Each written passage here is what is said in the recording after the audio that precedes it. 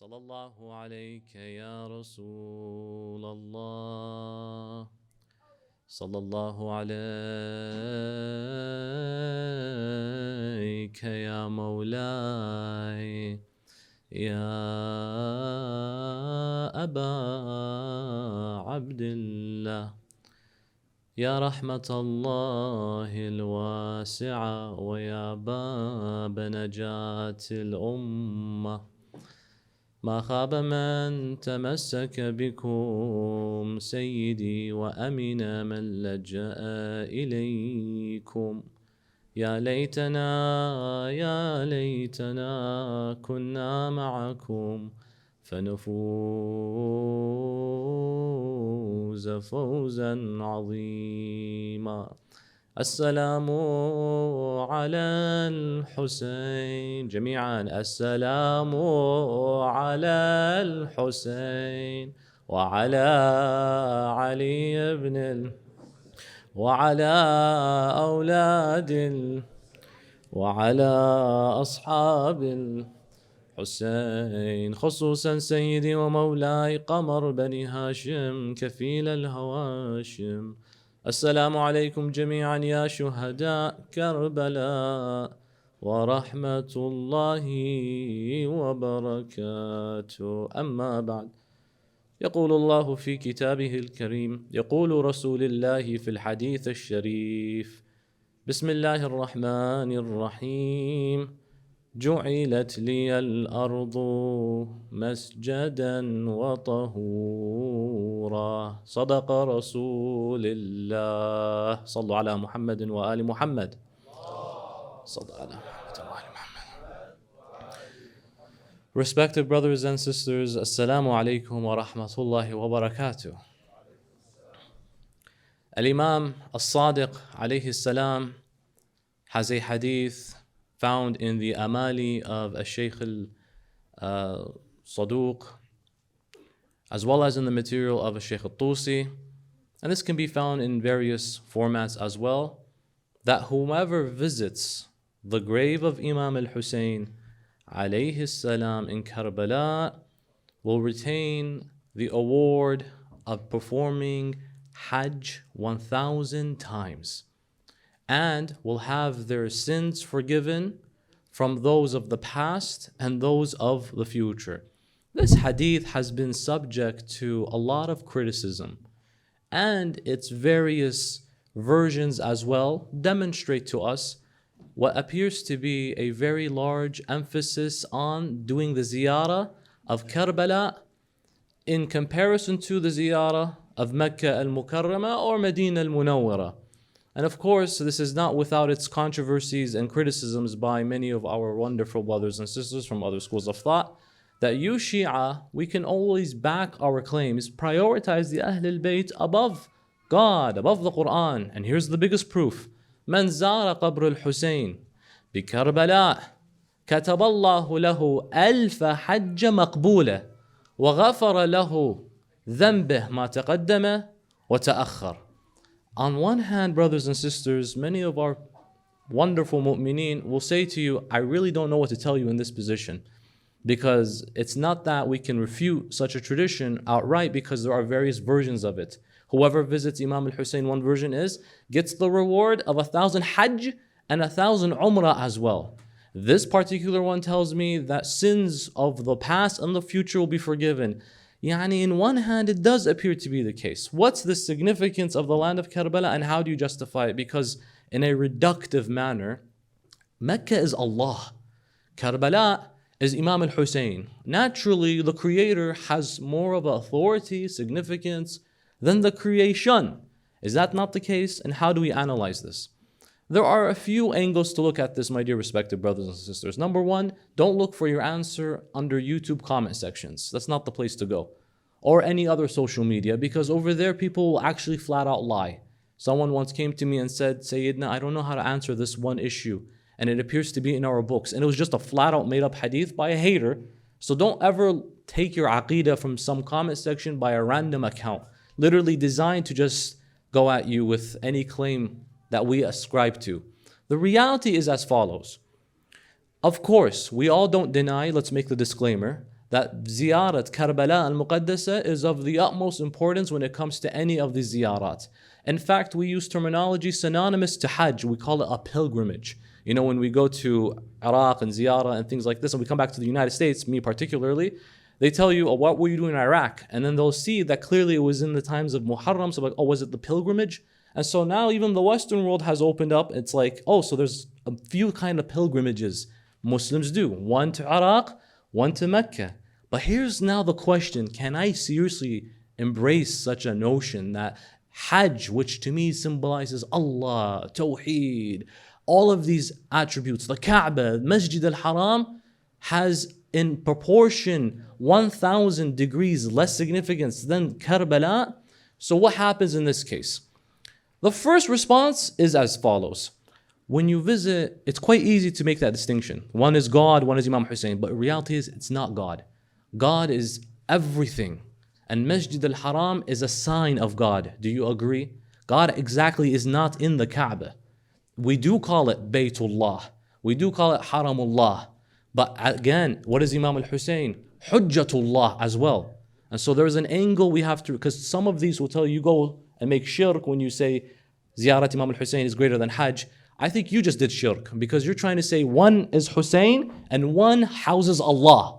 So if you divide them down to actual figures, God is here and Hussein is here. Well, that's already your problem because you separated where God is. When I go to Imam al-Hussein, the first disclaimer should be that I'm going to him to get closer to Allah. Assalamu alayka ya waritha Muhammadin Habibillah. Allahumma inni as'aluka wa atwajjahu ilayka binabiyik, Nabi al-Rahmah. You look at ziyarat and ad'iyah, tawassul and the likes, it's always I use you to get to you. A wasila. Ya ayyuha alladhina amanu ittaqullah wabtaghu ilayhi al-wasila. Be God conscious of Him, the Lord, but find a way to get to Him. Among the best ways is Sayyid al-Shuhada. So on one hand, it's not me going to Him to distance independently from Allah. I'm only going to you because you're the closest to Allah subhanahu wa ta'ala. That's it. Because Aba Abdullah gave everything for Allah, so Allah gave him everything. You know, that famous alim would say, Al-Husayn a'ta Allah kulla shay, fa'atahu Allah kulla shay. Because of his devotion to Allah Azza wa Jal, ashhadu annaka qad aqamta al-salat wa atayta zakat wa amarta bil ma'ruf wa nahayta 'anil munkar. That I bear witness you establish prayer to who? Ghair to Allah. This shows you that clearly I'm using Hussein alayhi salam to get to my Lord. As the poet ascribes to the Imam says, if the deen of Rasulullah was not to be established, if it isn't for my own death, O swords, come and take me. Because it's the deen of Allah. In that context, one has to remember that it's not compartmentalizing God here, Hussein here. Rather, it's I go to Hussein, through him to get to God. So this separation, this distinguishing is unfair. Because to Imam al-Hussein, Allah is everything. And to us, Imam al-Hussein is everything because he made Allah everything. So we have to not separate. The second point. When you visit Masjid al-Haram, what exactly are you visiting? Masjid al-Haram is a masjid. We may not necessarily call this space a masjid yet because a masjid from the masajid of Allah has a certain sanctity which involves reciting a waqf, an endowment spiritually, where the imam or the designers come and say, we make the niyyah that this building is a mosque. There are certain ad'iyah that are recited, but once that happens, there are fiqh rules now.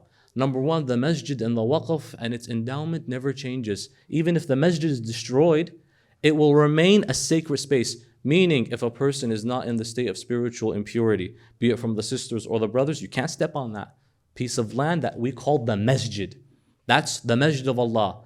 And there are certain ahkam al-shar'iyyah such as i'tikaf, spending the nights and remembering Allah can only be done in the oldest masjid of the region. So there are certain practical implications when it comes to what a genuine masjid is. That's Masjid al-Haram. The shrine of Imam al-Hussein, by the way, is also a masjid. So you're going about and talking around two different masajid. Additionally, my dear respected brothers and sisters, there's a difference though.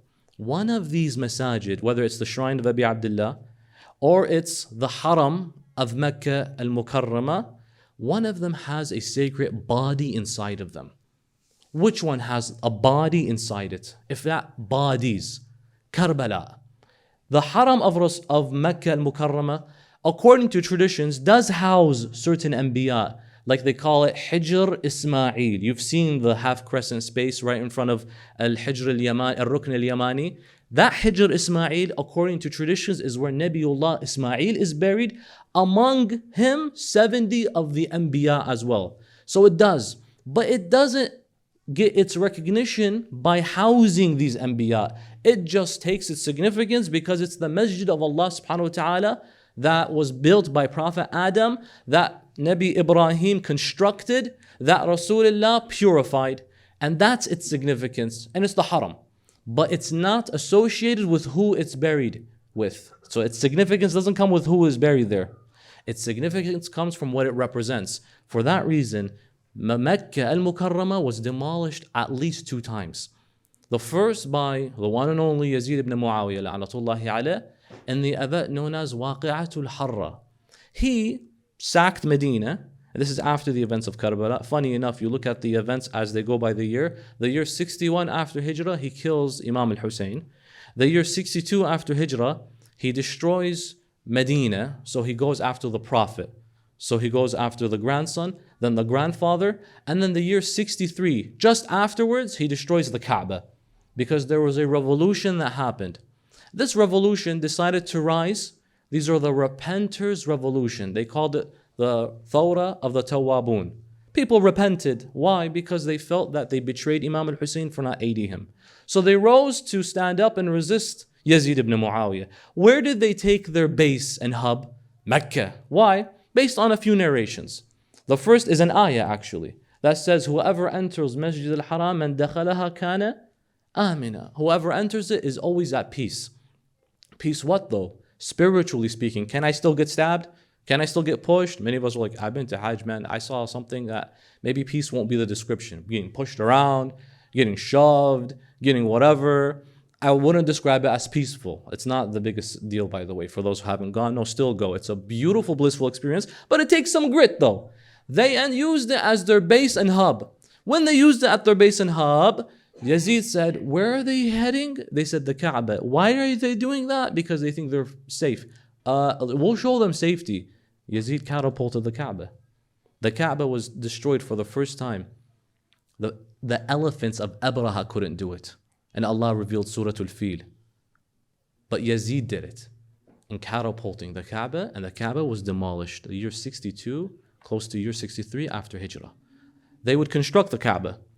Does sanctity go away if the Kaaba is demolished? No, because it's a wall that you can build up again with all its glamour, with all its sanctity, with all its hurma. It's still something we have to honor. So they construct it. Second time it was destroyed was during the lifetime of about Al-Imam Al-Baqir alayhi salam. Who demolished it? Hajjaj.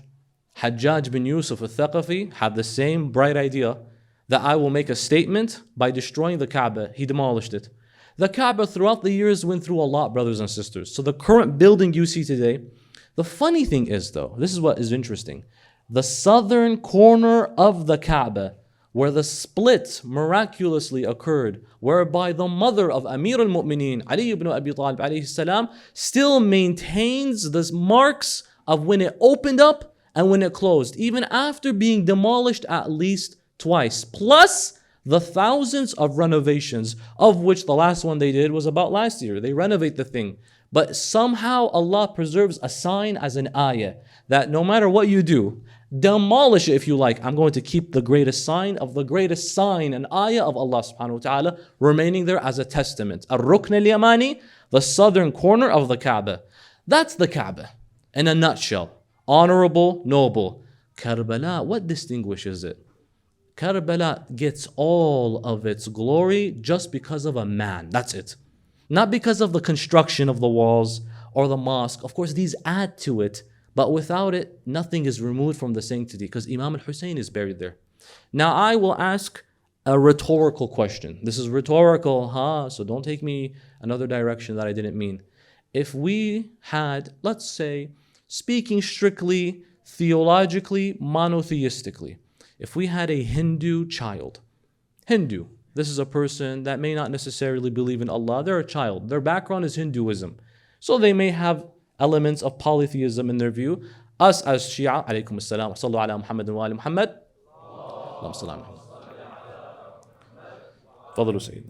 Us as Shia, we do not subscribe to any of these notions, but we will never allow anyone to bully our friends and family and our neighbors who have different worldviews, because that's us. That ain't other people, but that's us. We have a high standard. We learn from the Ahlul Bayt. If you had a Hindu child whose life was on the line, this is a theoretical, rhetorical question, whose life was on the line, and they said the only way is if you give up one thing, the Kaaba, or we kill this little boy. The boy's not even Muslim. Mushrik, let's just say. Which to us doesn't change anything. There's still human sanctity. Imam Amir al-Mu'mineen says people are two types, either your brothers in religion equals in humanity. That's my equal right there. But if you have what is called nafs zakiyya, a pure soul, on the line, clinging to life, but you also have the Kaaba on the verge of being demolished, what do you have to choose as a Muslim? What do you have to preserve? If the Kaaba is demolished, we can rebuild it and watch it be rebuilt the same day. But what could rebuild the life of an innocent baby? What could rebuild the life? Only someone who doesn't worship God finds it normal to blast buildings over babies. There are certain people, they don't care about the building, nor do they care about the baby. I'll destroy both of them. Why? Because we were under attack. Let's put it into this context. You have to save the baby's life. Who cares what's at stake? Especially if it's something that can't be repaired, like the child, nafs zakiyya. That's as far as it goes to real world issues. How about when now we compare the body and life and sanctity and blood of the nafs of Rasulullah buried in Karbala? Imam al-Hussein, when you visit Karbala, you're not visiting necessarily a mosque, although it is a mosque, shrine, etc. You're visiting minni wa ana minhu. You're visiting Husaynun minni. You're visiting Sayyidi Shabab Ahl Jannah. Now some might tell you, well, he's dead. Last I checked, I'm Muslim. And I believe in an afterlife. Unless you don't believe in the mi'ad and the akhirah. And last I checked, I read the Quran. Unless you don't read the Quran and you didn't come across the ayah that says, وَلَا تَحْسَبَنَّ الَّذِينَ قُتِلُوا فِي سَبِيلِ اللَّهِ أَمْوَاتٍ بَلْ أَحْيَاءٌ عِنْدَ رَبِّهِمْ يُرْزَقُونَ. The Hayy, do the Hayy not have a right over us? Hayy, he's alive. As much as that Hindu boy is alive, if not more. He's more than alive. That Shaheed is actually triple alive. Why? Because of the term, he has attained a status of hayat. He's a shaheed. He witnesses, yushahid, from the term shaheed as well. And he's where is he alive? And the Rabbih. Can only the hay, is it the hay that gets rizq? Everyone gets rizq. So how about and the Rabbih yurzaq at the same time? He is more alive than we are, Imam al-Hussein alayhi salam. So given that context, I visit a living person. And not just him, his whole family. Not just him, the flesh and blood of the Holy Prophet of Islam, versus I visit a masjid with its honor, with its sanctity. There's the comparison now. But there's one disclaimer you must never forget. This does not count Hajj al-Wajib. If you have not gone to Hajj, Allah on the Day of Judgment, and you've gone only ziyarah, will still ask you, you owe me something. What was wajib was to go Hajj first. It's after you establish Hajj al-Wajib, then you can make it to the ziyarat of the Imams of Ahlul Bayt, because they taught us and preserved for us what Hajj is. But that's the first obligation right there. After that, Alif Hajj, Alif Umrah, غَفَرَ اللَّهُ لَهُ مَا تَقَدَّمَ مِن ذَنْبِهِ وَتَأَخَّرَ. What does that mean? Yani if I just go visit the grave of Imam al-Hussein, past sins are forgiven, and the next ones that are upcoming are also forgiven too? In some sense, yes. But it's not how we understand it. The upcoming, inshallah, that is not the case. But the upcoming transgressions, Allah says, I forgive you, O Holy Messenger. مَا تَقَدَّمَ مِن ذَنْبِكَ وَتَأَخَّرَ is an expression of how much I love you, Ya Rasulullah. That even if there were, which there aren't, because He is pure and infallible, and the Prophet doesn't sin. So why does God use this in the ayah when He talks about the Prophet? That Allah has forgiven your sins of the past and of the future. It's an expression of how much I love you, O Messenger of God, and your status to me, that even if there were, I would forgive them of the future and the past. This same notion is being used for those who visit the grave of Imam al-Hussein alayhi salam. That's pretty much all there is to it. Does that rationally make logical sense? In that one hand, you visit a masjid of high status, but when you visit a life, a human being, it's very important. especially if someone, had it not been for him, Yazid would still rule today. And on some aspects, Yazid still rules, but he would have ultimately had power completely and changed the paradigm of the Muslim Ummah. That if only 61 years after the migration of Rasulullah, you found the Prophet's family getting slaughtered and a man who calls himself the Khalifa of Allah drinking, I can only imagine what would happen 1,400 years later. Thank you, Ya Hussein. That's why Allah tells the Prophet, say about Imam al-Hussein that he is from you, which is obvious. But how are you from him is quite unique, because Ya Rasulullah, had it not been for what he did on the 10th of Muharram, a couple nights ago we spoke on the maqtal, then Islam would have been forgotten. You would have said, As-salam ala al-Islam. Imam al-Hussein revived Rasulullah. The poet beautifully says it. Asadruka, was it your chest, or was it the chest of the Prophet that was sat on? Was it your mother who was insulted, or was it the mother of Islam that was insulted? Was it your head, or was it the head of the grand Prophet, of the Rasul al-Azam? It's indistinguishable. And there are moments you capture on the saga of Karbala where they always tell you it's as if the Prophet returned again. You notice these moments. It's as if bu'itha min jadid. He came back again. It's the Prophet. Someone saying, I got distracted. And there's a moment that really touches the heart. The guy goes to kill him, and Imam is laying down in final moments, and he returns. And the man says, why didn't you finish the job? He says, لَقَدْ شَغَلَنِي نُورُ وَجْهِ عَنِ الْفِكْرِ فِي قَتْلِهِ. I got distracted by the radiant and illumination of his face from even the thought of killing him. Says, why? He says, he resembles Rasulullah. Ya mal'oon. You testify that he resembles Rasulullah. You can't handle even harming him, but you still decided to wage a war against him. One man asks Al-Imam Zain al-Abidin, my father was in Karbala. I had totally nothing to do with Karbala. But he was in Karbala and he was on the opposition. Imam Zain al-Abidin says, and what would he do? He says he didn't do anything, but he was just there. Does he get a sin? Imagine that. There are certain people, they'll tell you, look, my dad didn't do anything, but he did join a certain group out of his own voluntary intuition. Voluntarily did it. He did it intentionally. But the thing is, sometimes money's good. But he didn't kill anyone. He didn't kill anyone. I don't want to call him a friend anymore. There's a person I once knew, says, I'm for the plight of the Gazans. And you know what? So was my dad, even though he's part of the IDF. It's like, what? He's like, how is he for them? He's like, he didn't kill anyone. Okay, at least he didn't kill anyone. So what's his hukum in that case? Imam Zain al-Abidin said, he still is responsible. Says, why? He says, because he added to the numbers of men that incited fear on the children of Imam al-Hussein alayhi salam. Just the sight. We have a few ahadith that tell us about the number of opposition. One hadith says 25,000. The other says 30,000. There's another hadith that says 75,000 people. How many do you dispatch to stop, if at most 120 individuals? And they're only there to take out one man. They're not interested in Habib or Muslim. They're not interested in Abbas ibn Ali ibn Abi Talib, salawat rabbi wa salamuhu alayhi. They're interested for one man. He says your dad is just as responsible. Why? Because he added to the number which incited fear to the children of Imam al-Hussein. This is in regards to the sanctity of the land of Karbala. What about the earth of Karbala? The earth, the soil, the famous turba, my dear respected brothers and sisters, carries in it a uniqueness that no other plot of land has. And I'll give you a demonstration. If you go to anywhere in the world today, alhamdulillah, most airports recognize Muslims, so they give you a reflection room. Have you seen? You travel Qatar, you travel Jordan, even the United States, it's like a reflection room. So a person can go and pray. It's a reflection room. So when you go, you might see someone praying, you might see a Christian doing something, you might see, it's good, it's beautiful, you recognize me. This is also found in universities. I once had a trip in a country that is predominantly non-Shia, and I'm there just for a transit. So it's just like, I'm not even there for long. I'm not setting up a Husayniyah.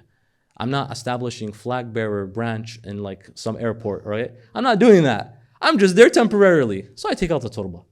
You got a turba, you know the turba of Imam al-Hussein, salawatullahi alayhi. Just put it down and praying.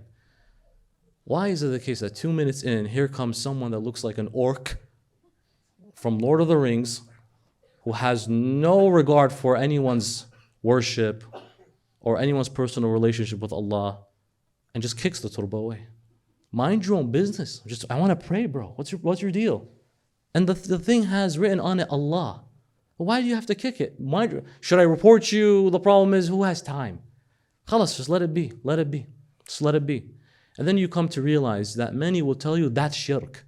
And so I'm trying to stop you from doing shirk by kicking it. If I'm doing shirk, you speak to me. I would hope if I'm doing shirk against Allah, inna Allah la yaghfiru an yushraka bihi. Hey man, remind me, did I just do something wrong? That will throw me off if you genuinely are interested. So many people, they have no genuine sincerity. They're interested just to hurt your feelings. Like one time you go and you step in front of someone and he does this. Has that ever happened to you? In your non-majority area of lovers of Ahlul Bayt, they're there and you walk by them and he does this. Come to know it's the fiqh of Ahmad ibn Hanbal, which tells you that don't allow anyone to sever the line between you and the qibla. Adri, is an actual line that you have to stop me? Like the Wi-Fi reception is going to get weak? If I walk in front of you like this, it's like boom, he just boxed me. Like if it was any other confrontation, it wouldn't be that hard. But it's like, nope, you're going to break my connection between me and Allah. What kind of reception is this? It's bizarre. In this context, they tell you that that's shirk because Rasulullah fought idolatry. You're bringing it back? You want to do it here? Not in my watch. The funny and mother of all ironies is the turba of Imam al-Hussein. You know who first introduced it, right? The Safawids? Nope. Who, the Shia? At first, post the prophetic message? Nope. The first to introduce the turba, Imam Zayn al-Abidin? Nope. Imam al-Hussein? Nope. Who first introduced the turba? Must have been Imam Amir al-Mu'mineen. No. Who first? Rasulullah? Allah first introduced the turba to man and womankind. In what context? The turba of Imam al-Hussein, brothers and sisters, is a non-negotiable icon of worship. I will present to you a few traditions after Allah salawat ala Muhammadin wa ali Muhammad.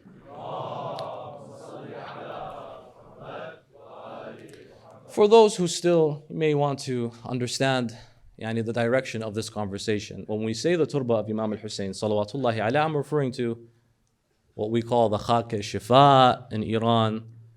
Some might call it the more, others may call it the blessed, tablet or something like that. Turba from the term turab. The turba of Imam al-Hussein salawatullahi alayhi is from the land of Karbala, Turbatul Hussein. When I said Allah introduces it, it's not by exaggeration. If you read, I could give you a hadith from our worldview and it's like end of story. But I want to display the mother of all ironies. The mother of all ironies is the significance of the turba shows up in the worldview of the non-Shia before the Shia. If you were to read Musnad Ahmad ibn Hanbal, who is the Imam of the Hanbali school, who predominantly the Salafi worldview take their jurisprudence from. And the founder of the Salafi mindset, Ibn Taymiyyah, he was his Shia, funny enough, so he took his worldview. Ahmad ibn Hanbal has a hadith. At the bottom of the narration, he says, this hadith is authentic without shadow of doubt. Sahihun wa rijaluhu thiqat. What's the hadith, mashallah? He said, Salama, al-Mu'mineen, Salama, Ridwanullahi ta'ala alayha, entered upon the Prophet while he was trying to sleep. And she said, I saw him wake up like he was panting, nervous, hysterical, as if. And I thought he might have had a bad dream. This is a Sahih hadith. So I left him alone. He goes back to sleep, and then I come back to check on him, and he comes up again. And he, as if he just is panting and nervous. And then I left him. A third time, I come back to see if he maybe got some rest. This time, I see him awake holding a container. The hadith calls it a qarura. This container has inside it soil, earth, dirt. So I asked, Ya Rasulullah, what's going on here? And why are you nervous? Why are you sweating? What's going on? What nightmare did you have? Because you know the prophets, their dreams is a hujjah. Unlike our dreams, sometimes our dreams are nonsense, and sometimes all the times they are, and we like to add meaning to them. But the reality is they don't carry much, although some exceptions are. The prophets, all of their dream is hujjah. He says, I had a dream. And I saw in my dream the angel tell me, إِنَّ ابْنَكَ هَذَا حُسَيْنٌ مَقْتُولٌ, that your son Hussein is going to be slaughtered. وَإِن شِئْتَ أريتك من التربة التي يقتل فيها. And if you desire, I can show you from the land of which he will be killed on. Once again, authentic tradition. And so I said, please show me the land. And so he goes and comes and he gives me this container. Basically, this is the land of Karbala in a jar. That's how much Rasulullah loved it. You have to remember, did Imam al-Hussein get killed or no yet? No. Imam Hussein is literally in his home playing, walking, running, because he was 7 years old when the Prophet had passed. So in this context, he's a little baby. So before the events of Karbala, Karbala already has its significance because of, pause, what would happen on that land. So how significant is it when what happened on that land happened? Because you have to ask, nothing happened yet. It's just dry land. Banu Asad own a little bit of it, but there's nothing really too interesting about Karbala and Nainawa and Ghadiriya, the many names it's called, the province region or the township that it's referred to as. It doesn't get any significance until 61 after Hijrah. Imam Hussein is slaughtered with his family there. Then before this, Rasulullah says, give me the land of Karbala right now. I want to see it right now. And he says to Salama, when this container transfers into blood, which is unique. How does dirt turn to blood? He's like, when it does, you will know he will be killed. That's why Salama, when Imam Hussein left to Karbala, he said to her, my mother Salama, I will leave. I know you have to stay behind because of the Quran telling you, the wives of the Prophet, وَقَرْنَ فِي بُيُوتِكُنَّ. Stay within your homes and don't leave your houses. She said, I would love to join you, my son, Ya Abi Abdullah. She's old age, but she is a beacon of wisdom, Salama, by the way. She's a champion of the turba. Why? Because many ahadith about the turba of Imam al-Hussein are narrated by her. It comes from her. So she kept looking at the jar and she kept watching and watching. One day she enters upon her room and she wants to check on it. This is how she gets status updates essentially. And she looks at it and to her shock, it's all blood. And she says, now Aba Abdullah was killed as the Prophet promised. This hadith, you would think you can find it in Bihar, Wasail, Kafi. You can think you can find in some of our, it's found in the most credible work of the non-Shia. There is another hadith in al-Mustadrak ala al-Sahihain. Mustadrak ala al-Sahihain means, remember you were here for the Bukhari and Sahih Muslim lecture the other night? Mustadrak means the two additions. The additions on these two canonized texts that were not included. For what reason, whatever reason, I could probably guess, but for whatever reason, these ahadith should have been included based on the standards of Muhammad bin Ismail al-Bukhari and Muslim bin Hajjaj al-Naysapuri al-Irani. These individuals, they have a standard. How come, based on your standard, you didn't include these ahadith, the same narrators that you would include in Bukhari and Muslim, you have included in your work. But in this, why didn't you include? Let me add them. So Al-Hakim al-Naysapuri collects these ahadith that should have been included in these two. So these basically are sahih based on Bukhari standards and Muslims. So they're sahih. And of course, we can accept these narrations as well. Says that one day, Imam Ali ibn Abi Talib alayhi salam was traveling from Nainawa heading to Nahrawan. He's likely going to the event of the battle of the Khawarij or Siffin. On his way, he passes through the Furat, Imam Ali ibn Abi Talib. Notice this is years before Karbala, and Imam Hussein is probably with him in the army. Indeed he is, because he fought in these wars. As he's walking, there's a man by the name of Abdullah ibn Nujay. Abdullah ibn Nujay says, my dad, Nujay, asked Imam Ali, I see you, Ya Ali, repeating something under your lips. What are you saying? He says, I'll speak it loud and you can hear me. And so he said, Ali ibn Abi Talib started to say a few lines. Isbur Aba Abdullah. Isbur Aba Abdullah bishatti furati.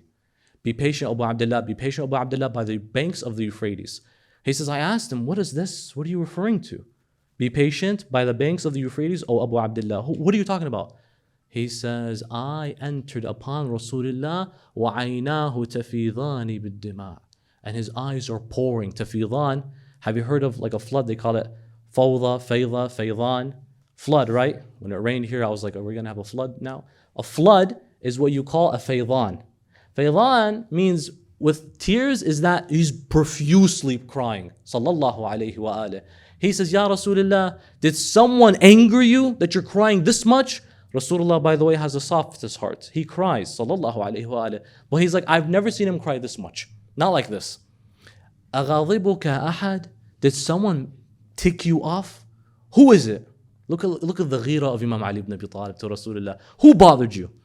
He says, Ya Ali, I want to let you know that Jibreel just left my presence right now. And I said, yeah? He says, and he asked me, how much do you love your boy Hussein? I said, I love him more than myself. For Husaynun minni wa ana minhu. And he's Sayyidi Shabab Ahl al-Jannah. And he's Qurrat Aini. And he. He says, you love him that much? He's like, guess what? Your ummah is going to kill him. That's where it hurts the most. Because if you would have said a bunch of savages, right?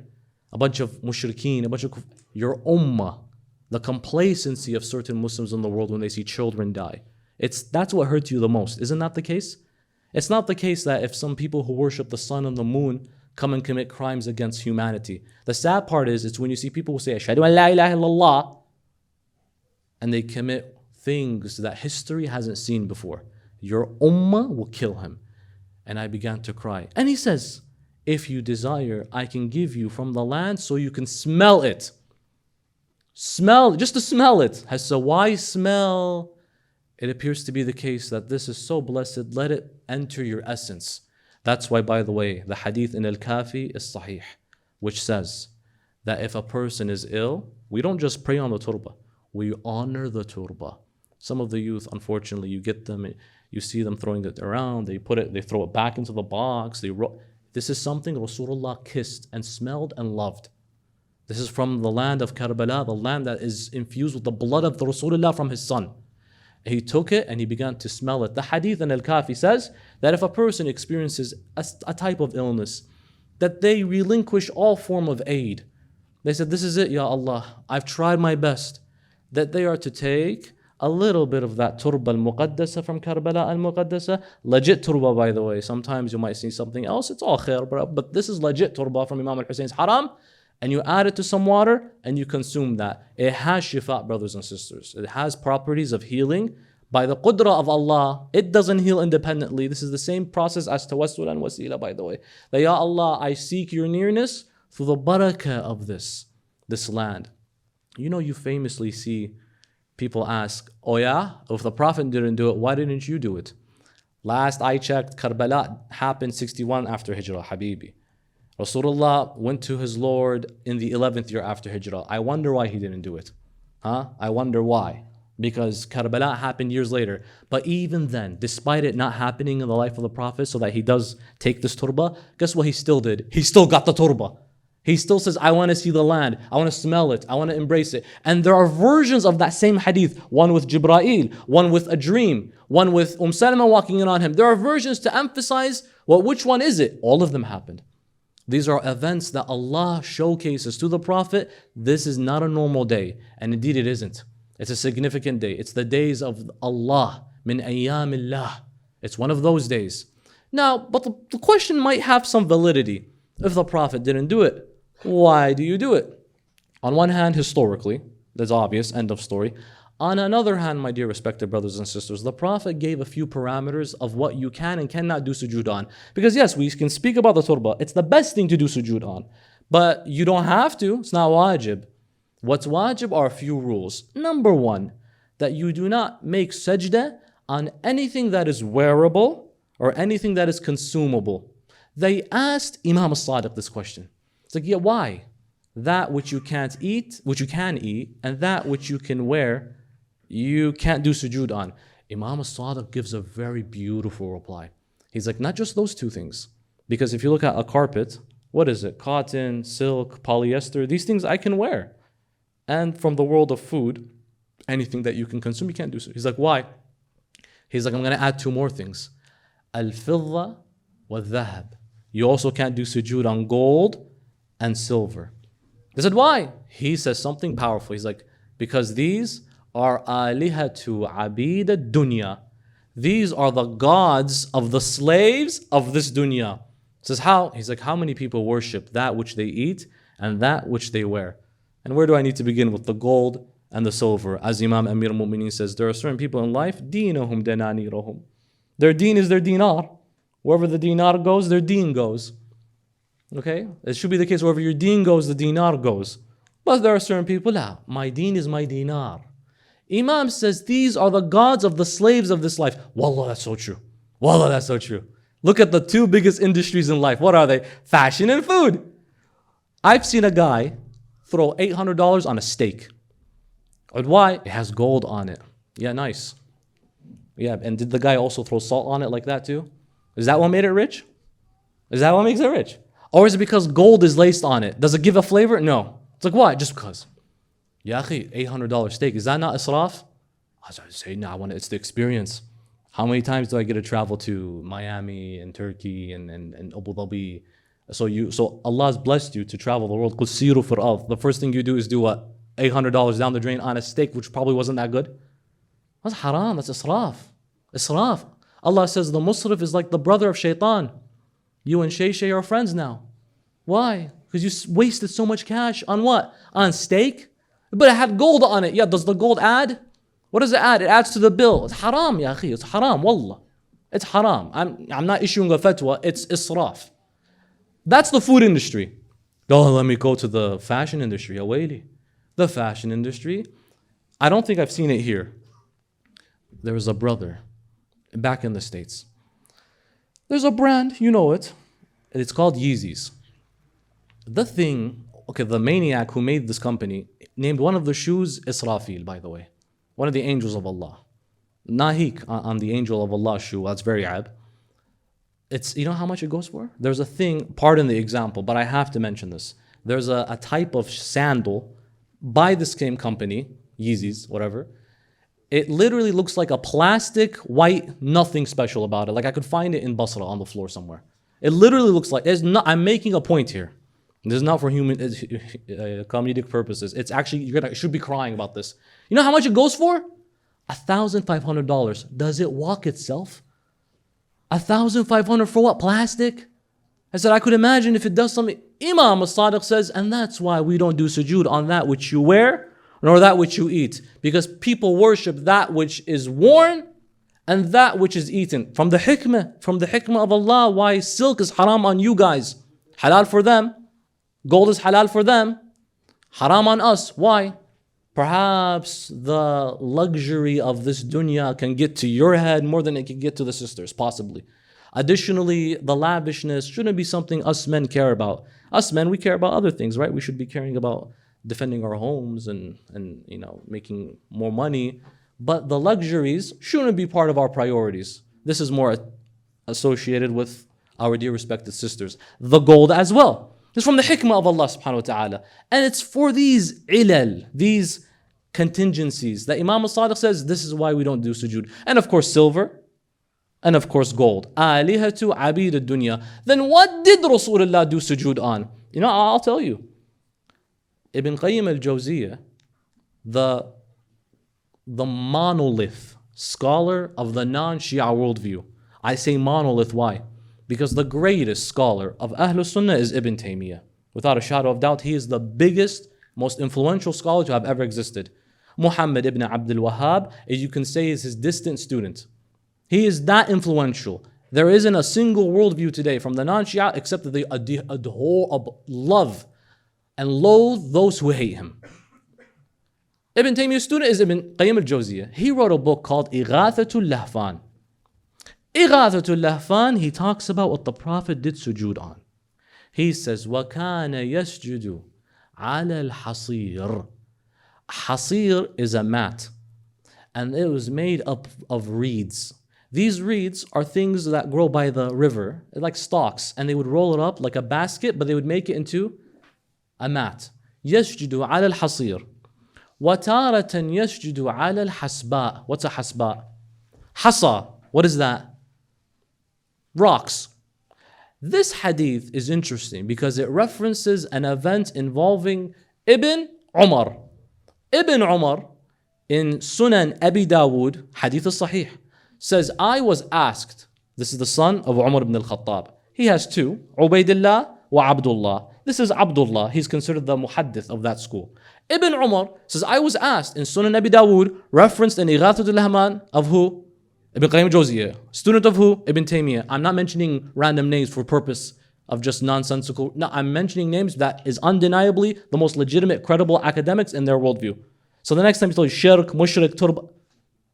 Ibn Umar says, I was asked, when did the Prophet's mosque turn into rocks for its foundation?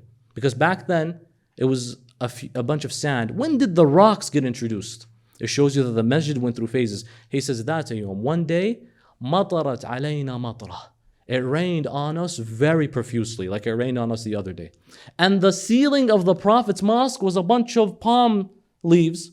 And so it's not meant to really defend you from rain. It's just meant to defend you from sunlight, because it barely rains. But when it does rain, it's bad. And we try to do sujood.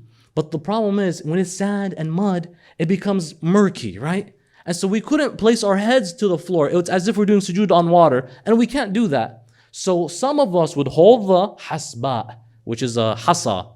It's like a rock, maybe a little bit bigger than your thumb. That size, we would hold on to it, or we would have in our pockets, and just before we do sujood, we would throw it right in front of us and do sujood on that. Ibn Umar says, after we finished, what happened? We saw Rasulullah walking on us, and we were afraid. We were afraid because what if Rasulullah says, what did you just do? Bid'ah, mushrik, what? Did I not just fight the idols? How long? And now you're going to do? What did the Prophet say? He looked at us and he said, Ma ahsana hadha. What a great act this is. Because you knew you can't do sujood on that which you eat, and this is a rock, or that which you wear, and this is a rock, and you know you can't do sujood on murky water, so you use this. It's like, what a good idea. So I have a question. I'm going to have to pull it out again. I have a question. What's the difference between that and this? What's the difference, ya hadli? That when you say Rasulullah said, Ma ahsana hadha, then what about the land that Rasulullah said, I need to see it before the great event happens on it? You come and tell me shirk, you want to kick it when I'm in Doha airport, the reflection room, just because I'm praying on it. You want to make fun of me for it. That's on you to explain on Yawm al-Qiyamah, by the way. This doesn't come out of a vacuum. He's like, Ma ahsana hadha. The narrator isn't an arbitrary person. This is your Ibn Umar. I don't need to take from him. I'm only mentioning him for polemical purposes. But in this context, the Prophet of Islam was proud of this. The thing is, when Hamza, Sayyid al-Shuhada of his time died, Sayyida Fatimat al-Zahra, salawat Rabbi wa salamuhu alayha, took from the ground of Hamza, this is narrated consensus by the way, took from the land of his grave and started making tasbih from it. Look at, there's barakah in the graves of the shuhada. Don't undermine the graves of the shuhada, brothers and sisters, because these are people who gave everything to Allah. That land has barakah, by the way. So she would take and make sibha, the tasbih, the rosary of Fatima al-Zahra. And then the turba comes in when? After Sayyid al-Shuhada, this exact example of the turba, after he is martyred, because naturally, he has to be martyred for the land to get its significance. Imam, yes, Zayn al-Abidin, Sayyid al-Sajidin, would take from the land of Karbala, and he would visit Imam al-Hussein every year for the next 30 years. Isn't that amazing, by the way? Imam Zayn al-Abidin, after surviving Karbala 30 years from then, visits Imam Hussein, does his ziyarah, takes from the land, and he rolls it up into parchment. Whenever he wanted to pray, he would unravel it, and he would do sujood on it. Ad-Daylami says, كان الصادق صلوات الله عليه لا يسجد إلا على تربة الحسين. That Imam al-Sadiq would not do sujood on anything except the turba of Imam al-Hussein alayhi salam. Because now the turba contains its holy blood that it has to contain. Even before, if you were alive before events of Karbala, you would still have to honor the turba. It apparently is a sunnah of the Holy Prophet. By the shart of the Sahihain, by the shart of Ahmed ibn Hanbal, by the shart of Ibn Taymiyyah and his students, on all aspects. One last reference for you all.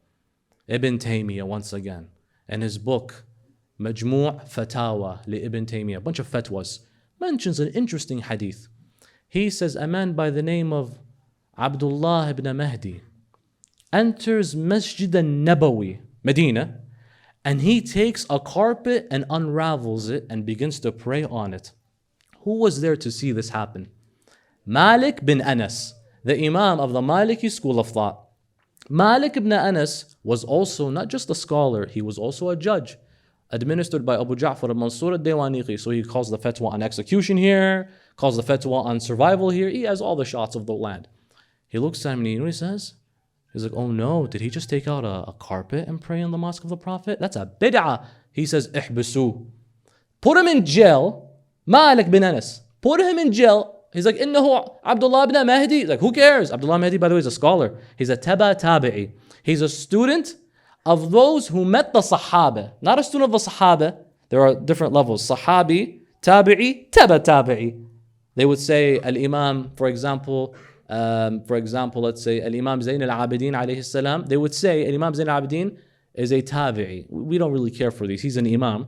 But he's a tabi'i because he met Jabir bin Abdullah al-Ansari, who's a sahabi. Imam Zayn al-Abidin's students, Abu Hamza al-Thumali, okay, is a tabi'i. Okay, you can categorize them how you like. To me, it's hujjatullah ala khalqa ila yawm al-qiyamah. I don't care. But Ibn Mahdi comes, they're like, he's a tabi'i, he's a scholar, he met the students of the Sahaba, why are you putting him in jail? He's like, he did a bid'ah.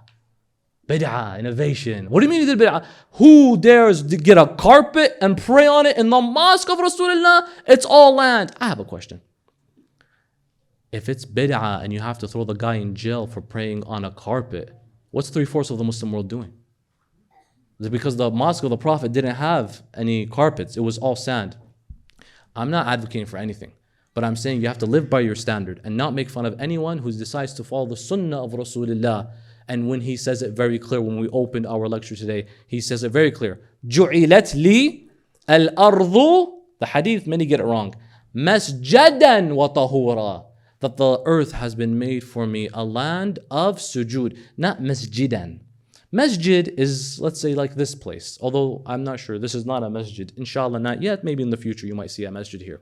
Masjid is where you go to pray. We spoke about the huquq of the masjid, the hurma of the masjid. We spoke about that.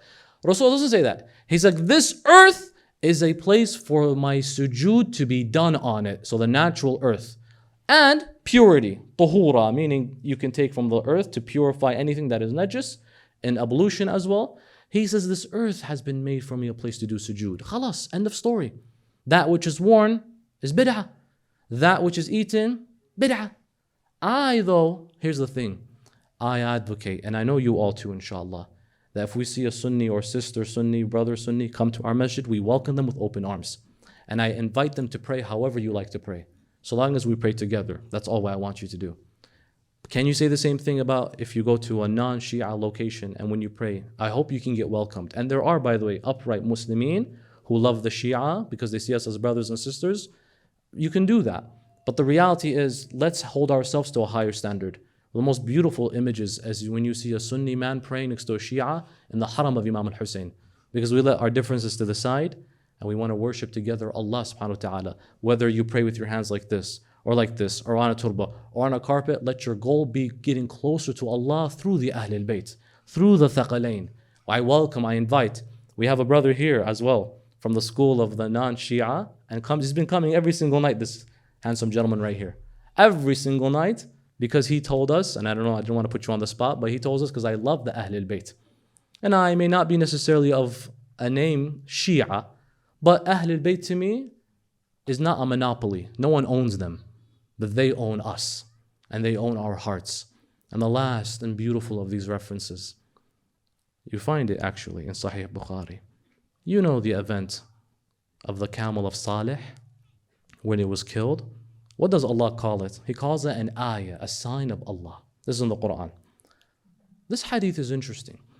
Rasulullah took his army on an expedition during one of the wars. One of them. The army became thirsty. Ironically. And the Prophet said, let's go find some water. So they found a cave. This cave had a pool of water inside it, but it had 2 different pools of water.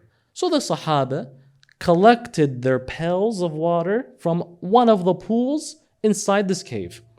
The Prophet saw them and he said, no. Put the water back and take from the other one instead. They said, why? It's the same source of water, just one is here, one is there. He said, because the she camel of Salih, Nabi Salih, that camel drank from that one. So the one you brought water out doesn't have any barakah. Do you get the point? Doesn't have any barakah. So drink from the water that the she-camel of Salih, who Allah in the Quran calls it an ayah, a sign, drank from. 1,000 years prior to that event, it still has barakah. And this is in Sahih Bukhari.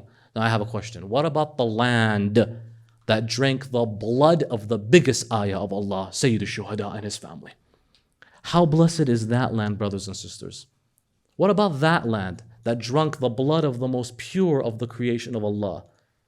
The one who Rasulullah says, you know him, I'm from him, and he's from me. What about that land? This turba, brothers and sisters, you hold it with honor and respect. And you pray on it with honor and respect. And you visit Sayyid al-Shuhada with honor and respect. And you get the ajr of the Hajj, of the Umrah, when you visit the body and flesh of Rasulullah sallallahu alayhi wa alihi. And on a day like today, the family of that man is taken captive to the court of Ubaydillah ibn Ziyad, la'natullahi alayh. In that vicinity, you find a very unique moment. The night they arrive, Ibn Ziyad says, it is fine that they sleep where the cattle are staying. Don't let them come into the house. So these women folk, Imam Zain al-Abidin, and the family who survived, many of them are still bruised and hurt. They're pushed to the side where the camels and the goats and the cows are staying, and they let them stay there next to the pens. And they spend that night, brothers and sisters, after witnessing the most tragic event, unfathomable event in Islamic/world history. The next day, Ibn Ziyad says, brothers and sisters, that I want to see them in front of me. And so he brings the whole family inside the court of Ibn Ziyad. And they all are gathering, and he's sitting like this on his minbar. Ibn Ziyad sees what he claims are his trophies. Sayyid Zainab is not your trophy. But he looks at them and he says, who's that tall one right there? And they said, Innahu Ali ibn al-Husayn. He says, Inna qatanna Ali ibn al-Husayn. But wait, we killed Ali. Who does he think? Ali al-Akbar. He's like, I thought we killed him. He says, no, he had a son. You killed two, one a baby, and the other one the oldest. This one is in the middle, by the name of Zainul Abidin. They said, and then we have to finish the job, because what do I say to Yazid if we have a survivor? Looks at his soldier, one of the guards holding his spear, says, go kill him. Right there in broad daylight. He runs to kill the Imam. Al-Hawra'i Zainab stands before him and before her nephew. She says, oh, Ibn Ziyad, if you wish to continue, you have to kill me in the process. He looks at her and he says, it's not of the Arab custom to kill women. Khalas, she won't move. Move away. He looks at them and he says, I want to ask you, matriarch of all these people right here. You seem to be the one who's making motion, and you have audacity to move and stand and fight me like this. You, Zainab, I want to tell you, what do you feel and how do you see Sun Allah bi akhik? How do you feel what God has done to your brother? She said the line that echoes every single year, especially this year and last year. Sayyidah Zainab, no one's there right now. Ma ra'aytu illa jamila. I saw nothing but jamal and beauty.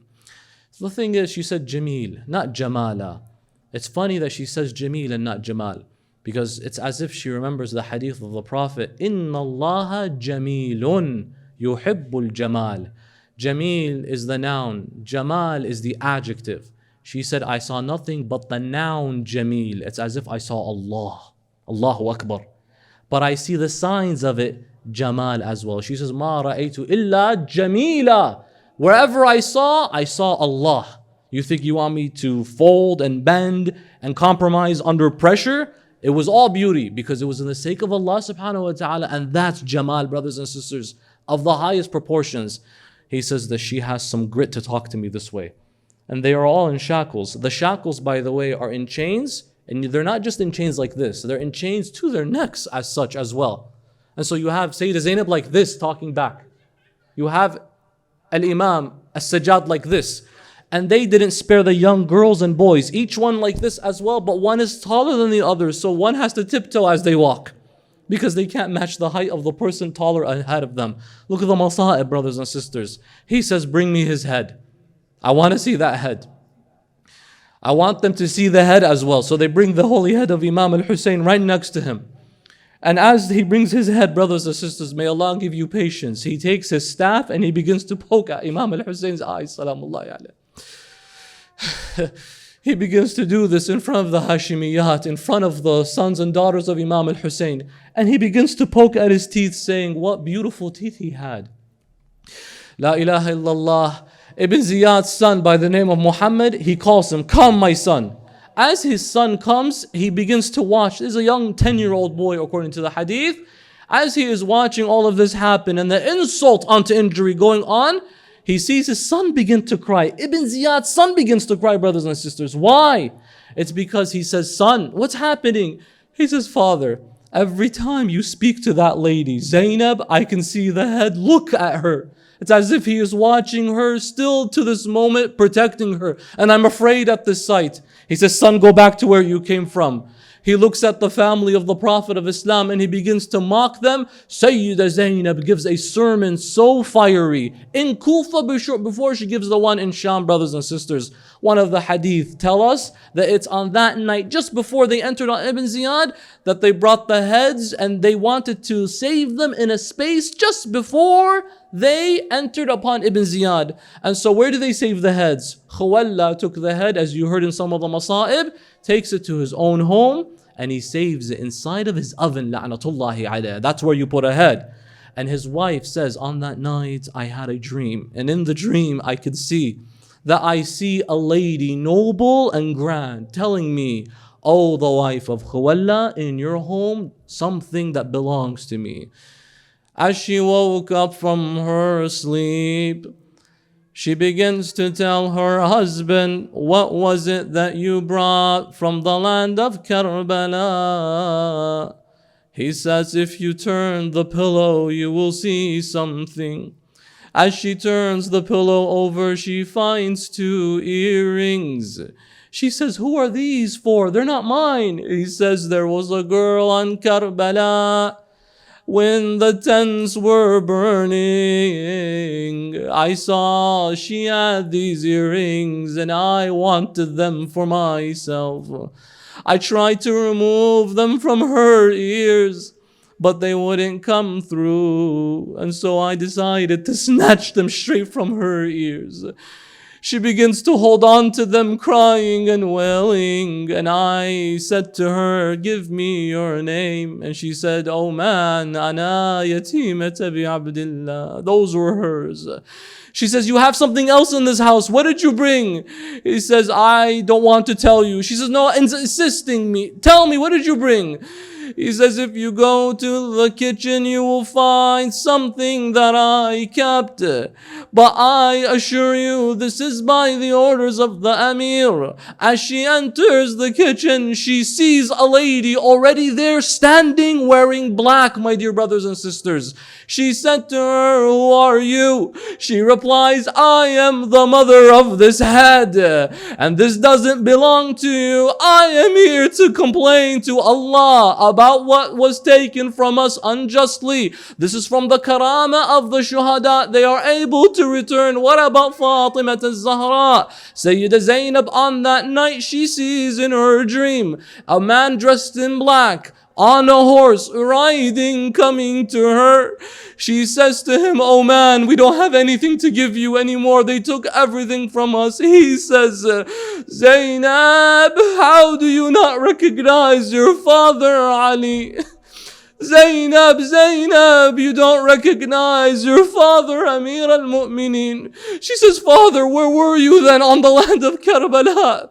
Where were you when the children of Abu Abdullah were literally running from tent to tent? I leave you with this one hadith. Imam al-Sadiq alayhi salam, the Khalifa decided to burn his house. When he burnt his house, Imam al-Sadiq quickly got his family outside to safety. The next day, one of the companions of the Imam sees him crying in front of his What was once his home? He says to him, يَبْنَ رَسُولِ اللَّهِ الْمَوْتُ لَكُمْ عَادًا وَكَرَامَتُكُمْ مِنَ اللَّهِ الشَّهَادَةِ. This is easy. Death to you is normal. Why do you cry? He says, I don't cry because I lost my home. I don't cry because everything was burnt. I cry because when I saw my home burnt, I can see my daughter and wife running from room to room. And this reminded me of the daughters of Abu Abdullah running from tent to tent.